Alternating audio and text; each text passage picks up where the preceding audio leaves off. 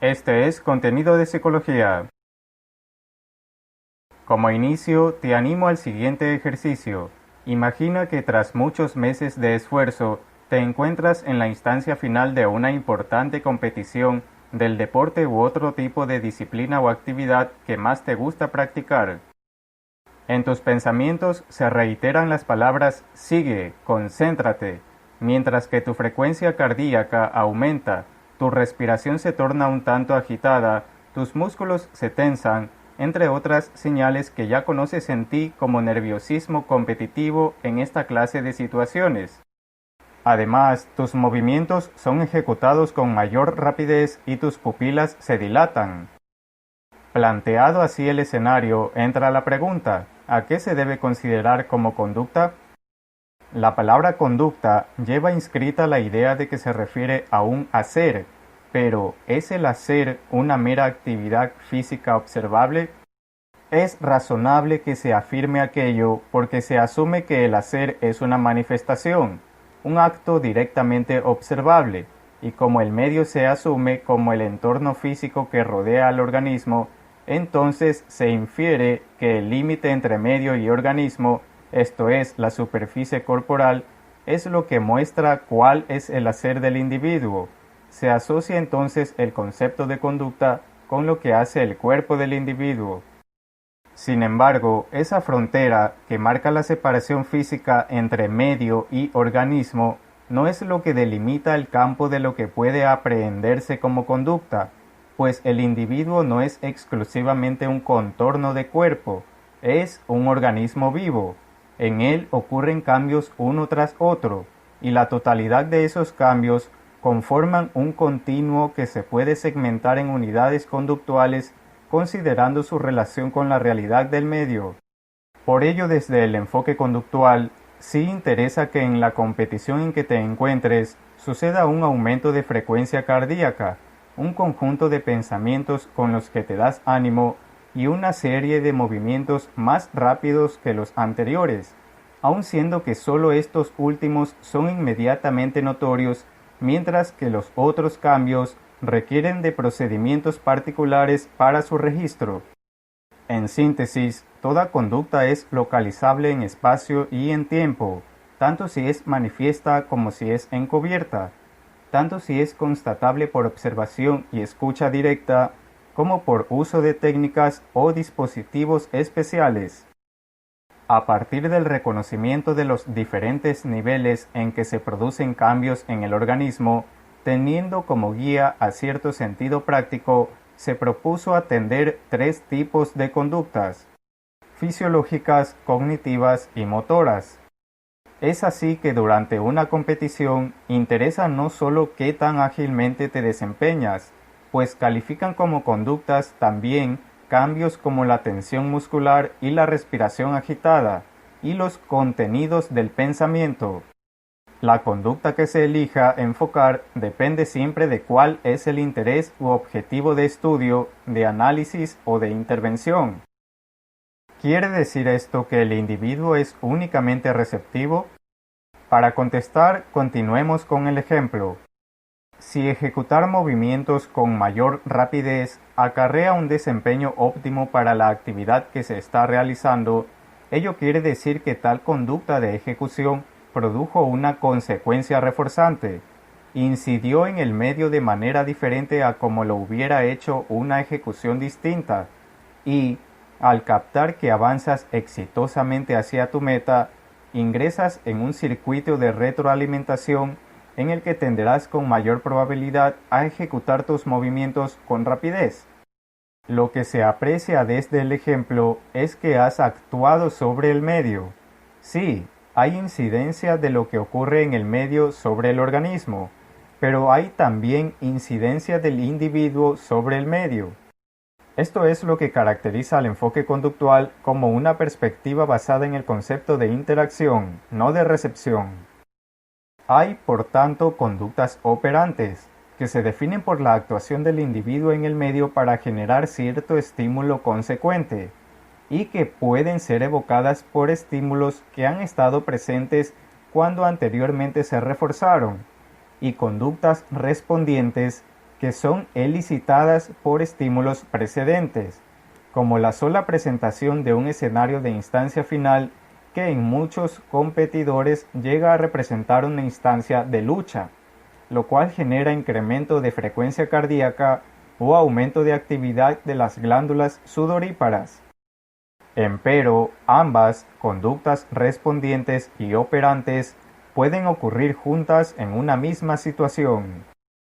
Pero, entonces, ante tantas conductas comúnmente observables en situaciones particulares, ¿cómo explicar las diferencias individuales? A lo largo del desarrollo del conductismo, se presentaron propuestas esquemáticas del fenómeno conductual en las que, precisamente para destacar las singularidades que supone la historia individual de cada persona, se ha antepuesto al organismo como elemento previo a toda consideración sobre la conducta que vaya a ser emitida y posterior al estímulo que precede a dicha conducta, siendo el esquema, entonces, estímulo precedente, procesos del organismo, conducta y estímulo consecuente. En ese punto, el componente esquemático de procesos del organismo refiere justamente a los determinantes biológicos establecidos en el pasado y a los correspondientes a la actualidad, y también a la historia previa de interacciones del sujeto en y con el medio, que es lo que define su repertorio global de conductas, o lo que coloquialmente se suele llamar la forma de actuar de una persona. Entonces quiere decir que para el enfoque conductual, el concepto de individualidad se basa exclusivamente en las conductas que cada persona emite. No es precisamente eso, pues, además de los procesos singulares de cada organismo y todo lo que refieren, que implican ya la presencia de diferencias individuales, aunque las formas de las conductas que dos personas emitan en una misma situación sean muy parecidas, no se puede afirmar una equivalencia en todo aspecto, ya que, al margen de que es extremadamente complejo hablar de dos formas de conducta exactamente iguales, de hecho la conducta presenta otras dimensiones más a tomar en cuenta. Una es la frecuencia, es decir, la cantidad de veces en que se presenta una conducta dentro de una unidad de tiempo, dimensión que se puede informar mediante la tasa de emisión, cuya fórmula es frecuencia dividida entre el tiempo de observación o recogida de datos de la conducta. Así, si tomamos como ejemplo de competición a una carrera de velocistas en 100 metros planos, mientras mayor sea la tasa de ejecución de zancadas de un competidor, mayor será la distancia recorrida en determinado margen de tiempo por el mismo competidor en las mismas circunstancias. Otra dimensión es la intensidad o magnitud de una conducta. Para ejemplificarla, consideremos en cambio la distancia cubierta con cada zancada. Esta dimensión representa el esfuerzo, la energía o la fuerza con que se ejecuta una conducta.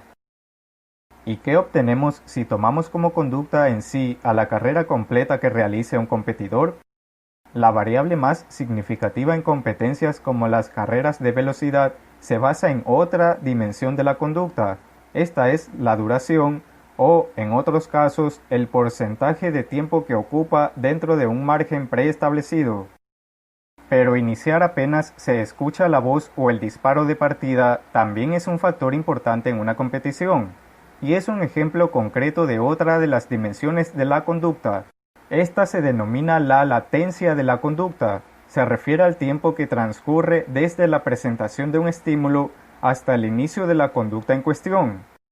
Así, recapitulando, la individualidad se entiende desde los procesos singulares de cada organismo, las formas de las conductas y sus demás dimensiones, frecuencia, intensidad, duración y latencia. Y vale decir que hay un aspecto más: los lugares precisos dentro del medio en los que la persona emite determinadas conductas, esto es, su geografía. Entrando en otra interrogante, si todo fenómeno de estudio o intervención dentro de este enfoque sigue el esquema de estímulo precedente, organismo, conducta y estímulo consecuente, ¿cómo comprender todas aquellas acciones complejas que se describen mediante una serie de pasos que, si son aislados entre sí, no tendrían mucho sentido, como por ejemplo cepillarse los dientes, enviar un correo o estudiar? Comencemos reconociendo que toda acción como las mencionadas representa, como totalidad, una unidad conductual que, a su vez, se puede fraccionar en sus unidades conductuales que la componen. El resultado de este fraccionamiento proyecta al fenómeno conductual como una secuencia, en la cual cada unidad conductual funciona como un estímulo precedente para la conducta que le sigue y como un estímulo consecuente para la conducta que la precedió. El caso de estudiar, que implica preparar el entorno de estudio, colocar los materiales, acomodarse, abrir cuadernos o libros, leer, etc., es una secuencia de unidades conductuales, y como tal expresa un orden en el que preparar el entorno de estudio es el estímulo precedente que evoca la conducta siguiente, la de colocar allí los materiales, y abrir un libro se refuerza por la conducta subsiguiente de leer, pues ésta posibilita el acceso a los contenidos por estudiar. O piénsese en el acto de amacarse, en el que la consecuencia sensorial que cada vez se produce y se interpreta como estado satisfactorio es el estímulo consecuente que lo refuerza.